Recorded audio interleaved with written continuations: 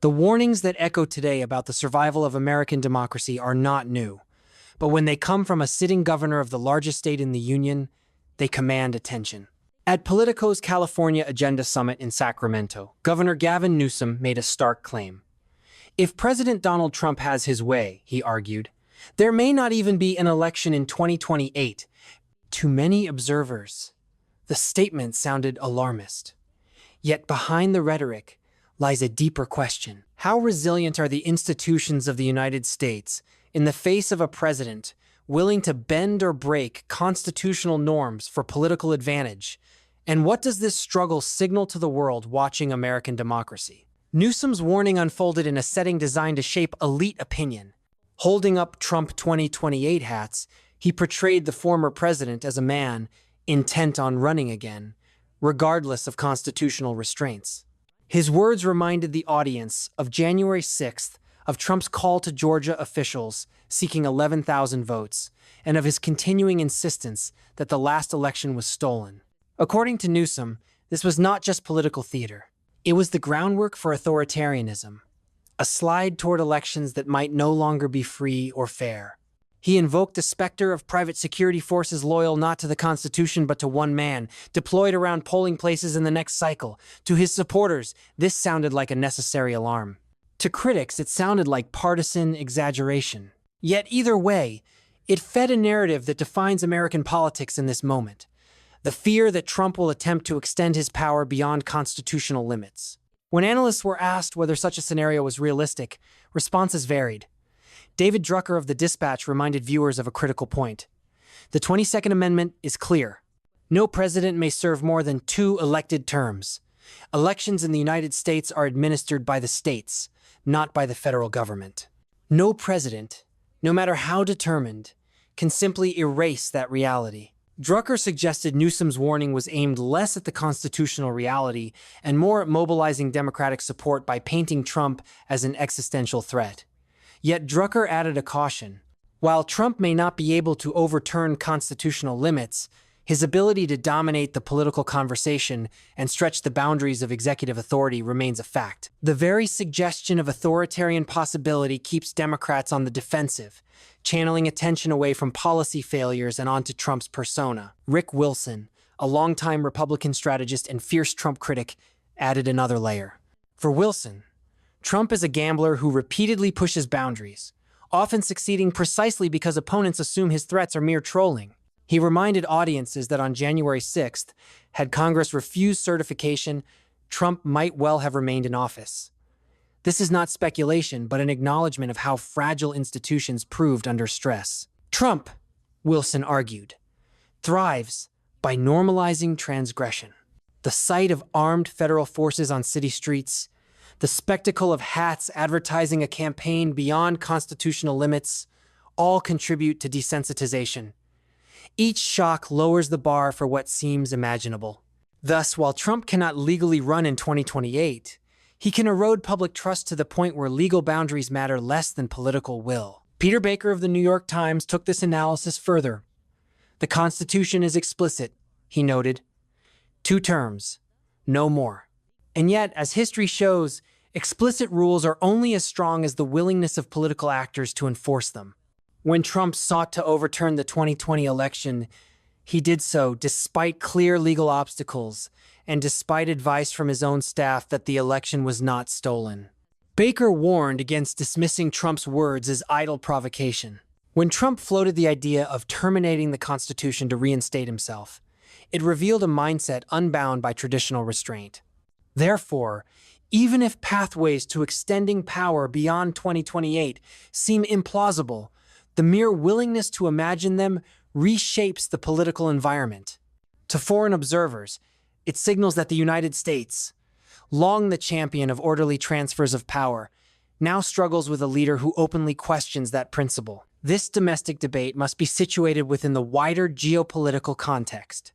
Around the world, leaders who once served within constitutional or democratic frameworks have extended their tenure by undermining checks and balances. In Russia, Vladimir Putin reset term limits through constitutional amendments. In China, Xi Jinping abolished presidential term limits altogether, securing rule indefinitely. In Turkey, Recep Tayyip Erdogan transformed his position through referendums and legal restructuring. In Hungary, Viktor Orban hollowed out institutions while maintaining the form of elections. Each case demonstrates that constitutional text alone does not guarantee democratic survival.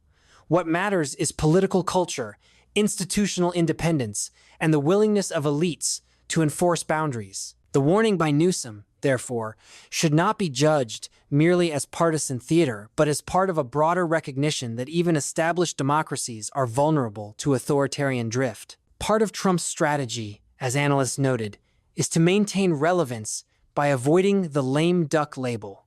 A president limited to 2 terms risks losing influence over allies and adversaries. By hinting at 2028, Trump projects power beyond legal boundaries. He keeps opponents mobilized, keeps supporters hopeful, and keeps the media fixated. This serves a dual purpose. Domestically, it rallies his base around the idea of permanence, the notion that Trumpism is not bound by constitutional calendars. Internationally, it signals to rivals that Trump remains the central figure in American politics, one who cannot be dismissed as temporary. For allies, it creates uncertainty about long-term American commitments. For adversaries, it creates opportunities to exploit divisions. Thus, even if no legal path exists for Trump in 2028, the geopolitical consequences of his rhetoric are significant. Newsom also raised concerns about the militarization of domestic politics. He claimed that Trump had demobilized the California National Guard in ways that intersected with election timing, and that federal forces such as Immigration and Customs Enforcement or Border Patrol could be deployed around polling stations.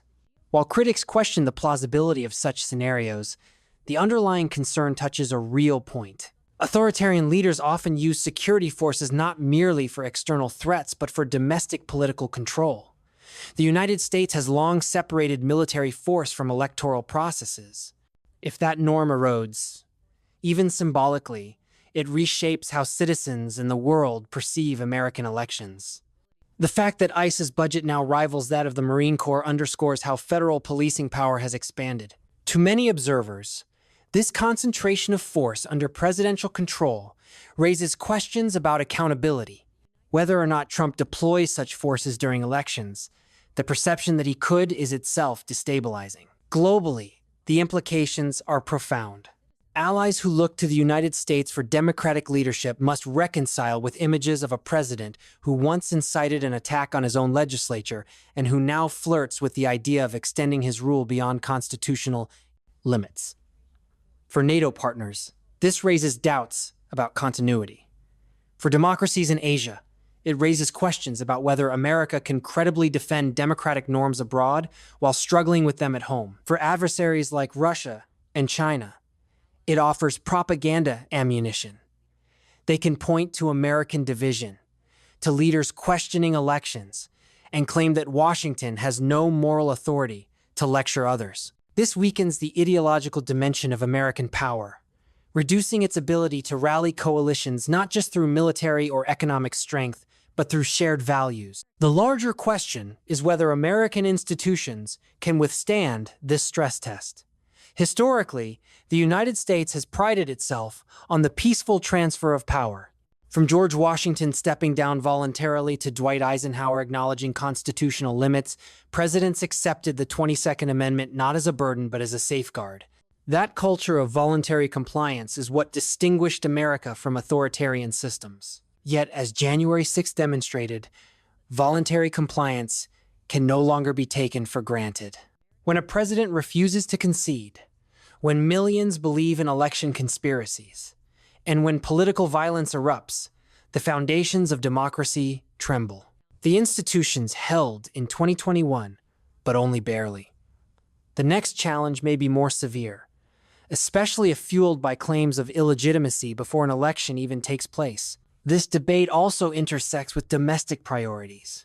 As Drucker observed, focusing on Trump's hypothetical 2028 run diverts attention from pressing issues such as inflation, trade disputes, and economic policy. Trump himself benefits from this diversion. Rather than being scrutinized for governance outcomes, he is debated endlessly for his provocations. In strategic terms, this is information warfare. By keeping opponents obsessed with unlikely scenarios, he shapes the battlefield of discourse. This tactic resembles those used by other populist leaders who blur reality and spectacle, ensuring that policy failures remain secondary to personality-driven controversies. For the United States, the cost is a political environment where substantive debate struggles to compete with constant alarm over democratic survival. Ultimately, the reality is that Trump cannot legally extend his presidency into 2028. The 22nd Amendment is firm, and states retain control over elections. Yet, the significance of Newsom's warning is not in the literal possibility, but in the atmosphere it reflects. American democracy is in a period of stress unprecedented in the post-war era. A president who tested the system once may attempt to test it again.